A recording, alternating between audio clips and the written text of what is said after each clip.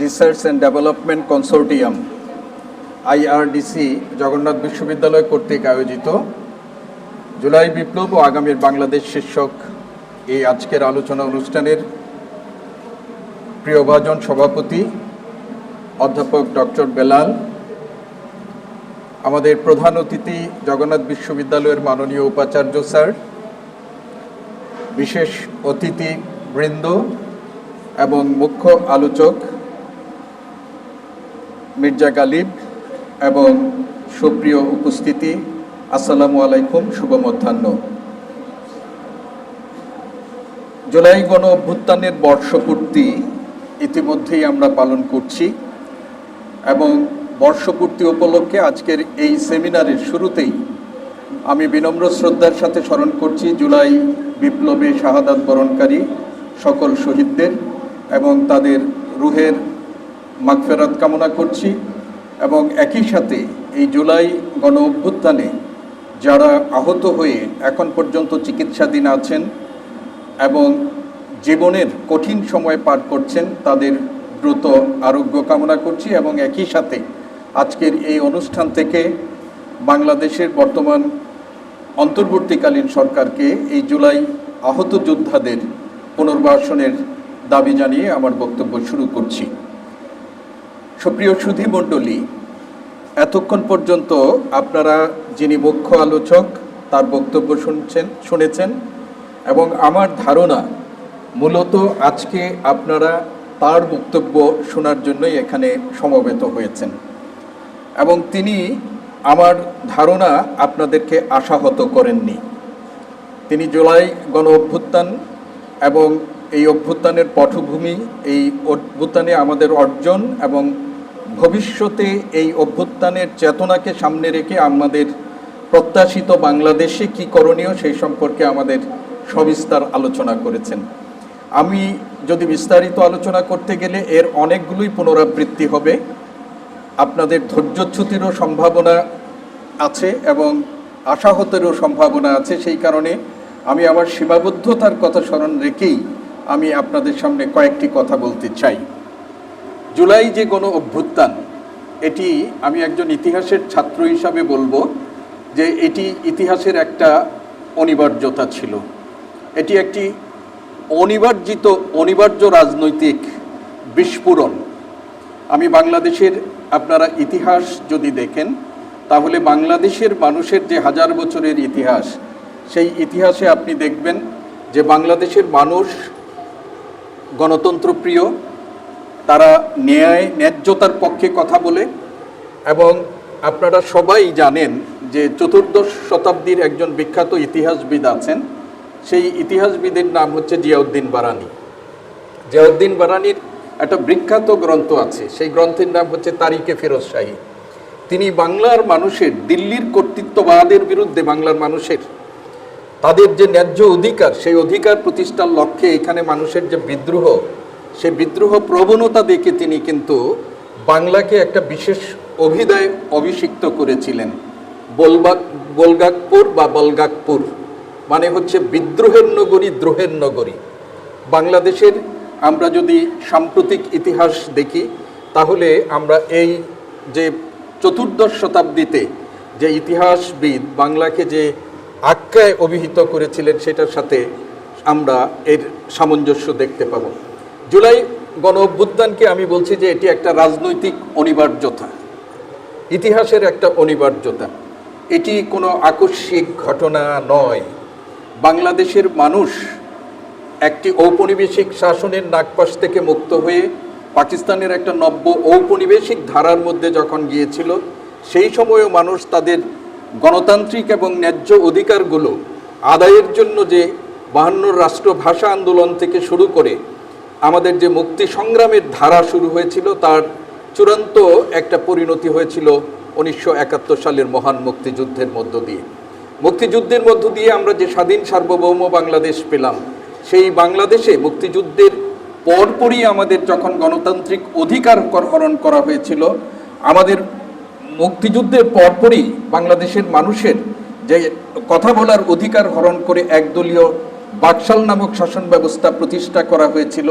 সেই বাকশাল এবং একদলীয় ব্যবস্থা থেকে বাংলাদেশের মানুষ নিজেদের গণতান্ত্রিক অধিকার ফিরিয়ে আনার জন্য 7ই নভেম্বর সিপাহী জনতার অভ্যুত্থান ঘটিয়েছিল।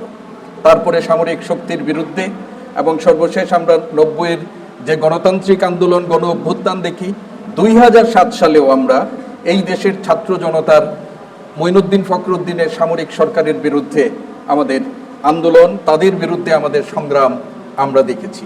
সেই আন্দোলন সংগ্রামের ধারাবাহিকতাই 2024 সালের এই দেশের মানুষ, সাধারণ মানুষ, ছাত্র জনতা নেতৃত্বে আমাদের আরেকটি গণ অভ্যুত্থান আমরা দেখলাম। এই গণ অভ্যুত্থানের কারণ কি? আমাদের পূর্ববর্তী মুখ্য আলোচক তিনি আমাদেরকে সেই বিষয়টি স্পষ্টভাবেই বলেছেন যে বাংলাদেশের মানুষকে 24 সালে আমাদের একটা গণ অভ্যুত্থানের দিকে কেন যেতে হয়েছিল।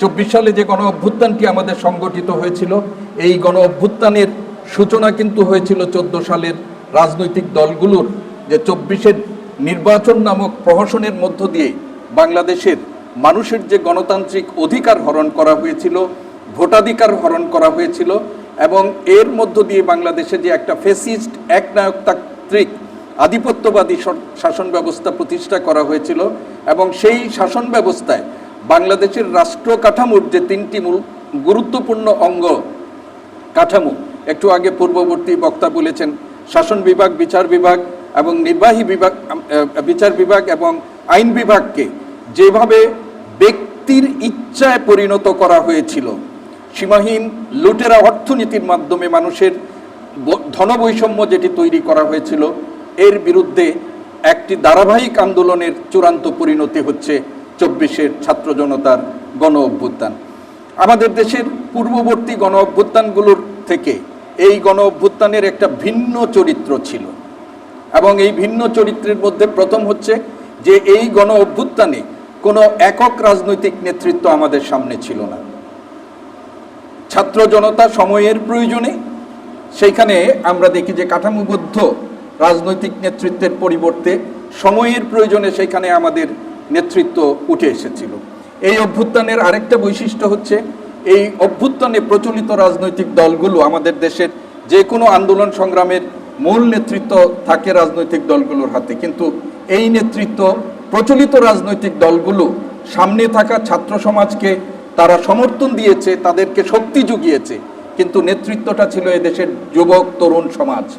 এই নেতৃত্ব আন্দোলনের আরও একটা বড় যে আমরা বৈশিষ্ট্য দেখি, আমাদের দেশের নারীদের এই আন্দোলনে শুধুমাত্র শক্তি যোগানোর ক্ষেত্রে না, ফ্রন্ট লাইনে থেকে তাদের এই আন্দোলনকে সামনে এগিয়ে নিয়ে যাওয়ার একটা বড় দায়িত্ব সেখানে করা হয়েছে।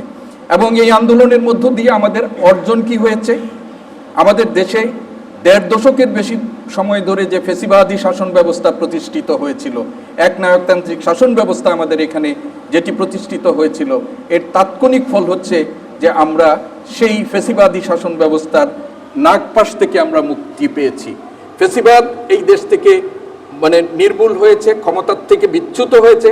ফ্যাসিবাদের যিনি মুখ্য নায়িকা তিনি পালিয়ে যেতে বাধ্য হয়েছেন। এদেশের ছাত্র জনতার প্রতিরোধের মুখে, নিরস্ত্র ছাত্র জনতার প্রতিরোধের মুখে তারা বাধ্য হয়েছেন। আর এই যে আন্দোলন আমাদের এই ফ্যাসিবাদের পতন ছাড়াও আমাদের নাগরিক চেতনার, নাগরিকদের যে গণতান্ত্রিক চেতনা, সেটার মধ্যেও কিন্তু কিছু পরিবর্তন হয়েছে। রাজনৈতিক নেতৃত্বের সম্পর্কিত আমাদের যে ধারণা যে আমাদের দেশের নেতৃত্ব দেওয়ার ক্ষমতা খালি বর্ষিয়ান রাজনীতিবিদদের, এই ধারণার কিন্তু আমাদের পরিবর্তন হয়েছে। এদেশের ছাত্র সমাজ আমাদের জাতির ক্রান্তিকালে অতীতেও নেতৃত্ব দিয়েছে, এতে কোনো সন্দেহ নেই, কিন্তু বেশিরভাগ ক্ষেত্রে সেই নেতৃত্ব রাজনৈতিক আন্দোলনের বা প্রচলিত রাজনৈতিক ধারার সহযোগী শক্তি হিসাবে তারা সেই ভূমিকা পালন করতেন।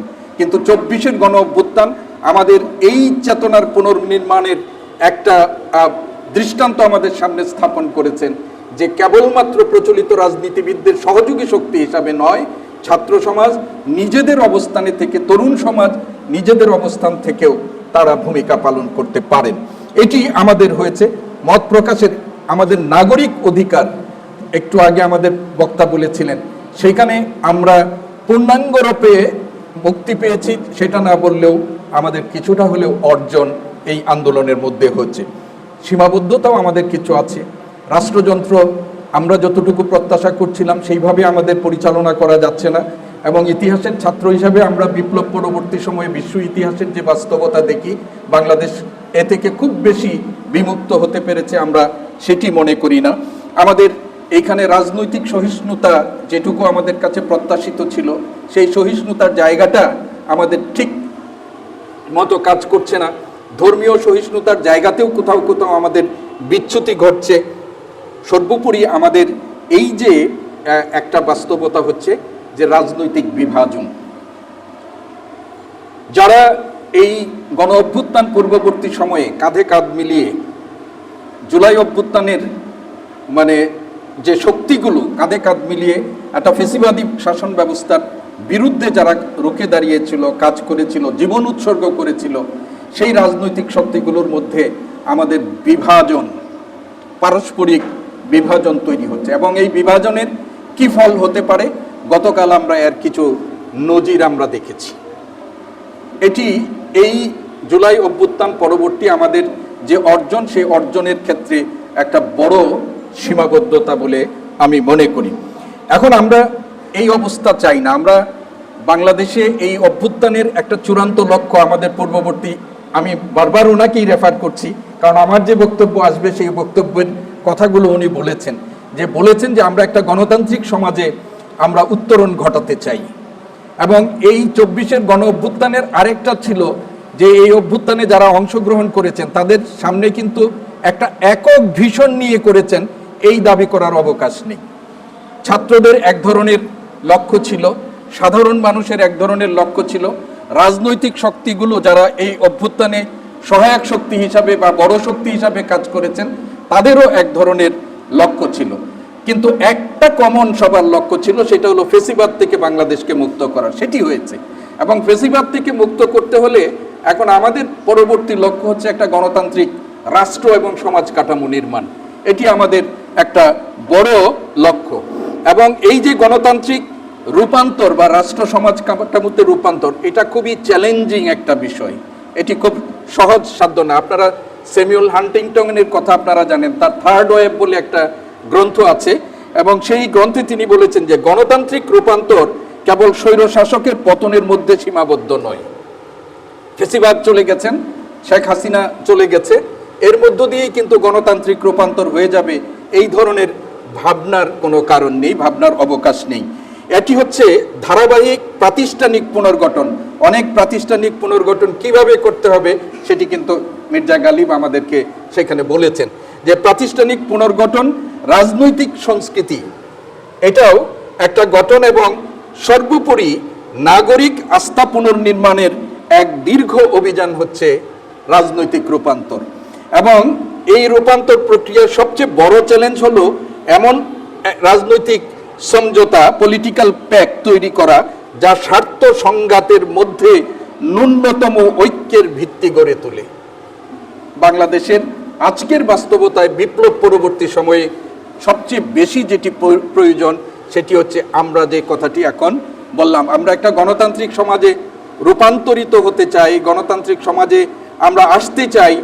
এই গণতান্ত্রিক সমাজে রূপান্তরের জন্য আমাদের দরকার হলো একটা নির্বাচন, এবং এই নির্বাচনটা কোন পদ্ধতিতে কোন প্রক্রিয়ার মধ্য দিয়ে হবে, এবং এই নির্বাচনটা টেকসই করে পরবর্তী নির্বাচিত সরকার জন আকাঙ্ক্ষা পূরণে বাধ্য থাকবে, সেই ধরনের সরকার গঠনের জন্য আমাদের যে দরকার একটা প্রয়োজন সেটা হলো রাজনৈতিক দলগুলোর মধ্যে একটা ন্যূনতম ঐক্যের ভিত্তিতে একটা পলিটিক্যাল প্যাক্ট তৈরি করা। এই চ্যালেঞ্জ নিয়ে আমরা কিন্তু এখন আজকের বাংলাদেশের মধ্যে আছি।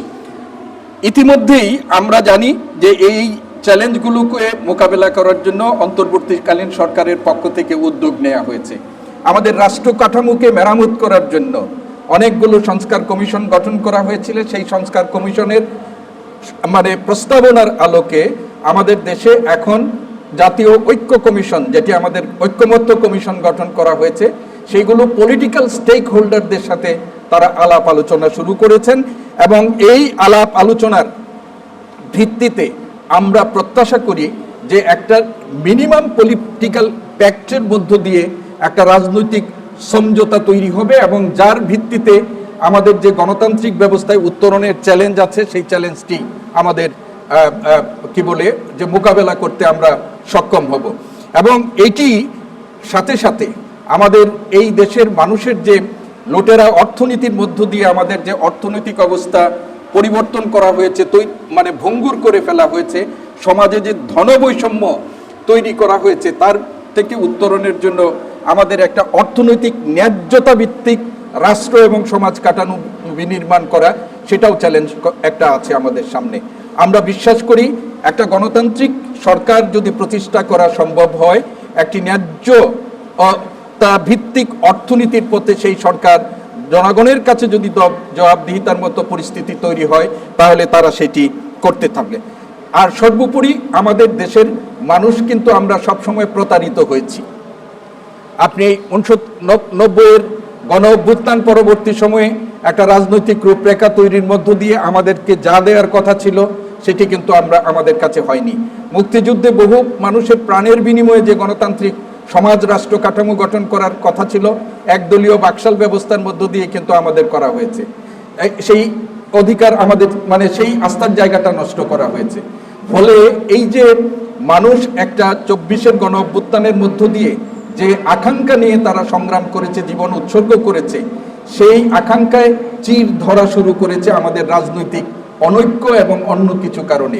এখন আমাদের আজকের এবং আগামীর বাংলাদেশ আমরা যেটা দেখতে চাই, সেইখানে আমরা চাই যে নাগরিকদের যে আস্থার জায়গাটা, সেই আস্থার জায়গাটা যেন আমাদের নিশ্চিত করা হয়।